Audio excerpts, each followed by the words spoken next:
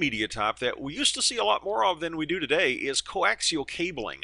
Coaxial cabling was popular back in the early to mid 90s and late 80s when it was used in 10 base 2 and 10 base 5 Ethernet networks. We don't see it much anymore, but back in those days, you would have a coaxial cable that would weave its way through your office space, from one desk to another desk, from one office to another office, and in workstations like a PC would tap in to this coaxial cable.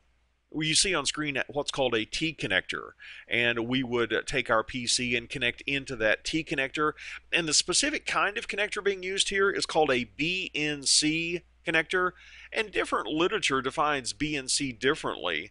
Some literature will say that BNC refers to a British naval connector, while other literature says that BNC stands for Bayonet Neil Consolman.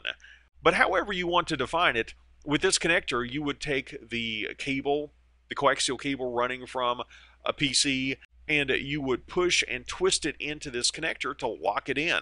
And this coaxial cable might look similar to what you use in your home for your cable TV. However, it's different. It's a different kind of coaxial cable.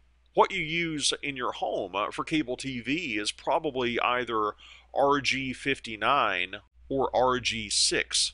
RG6 being the newer and better standard, but those cables have an impedance of 75 ohms. The coaxial cable used in networks has an impedance of only 50 ohms.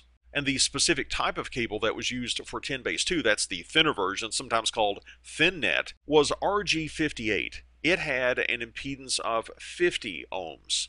The thicker cable, used by 10 base 5, also referred to as ThickNet, it was a cable that was similar to RG8, but it had some extra shielding. A metallic braid went around the outside of the cable, gave you a little bit of extra protection from electromagnetic interference.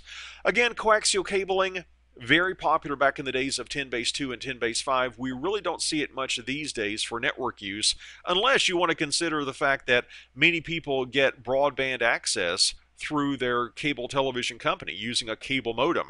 From that perspective, I guess you could argue that we still are using coaxial cable in modern day networks.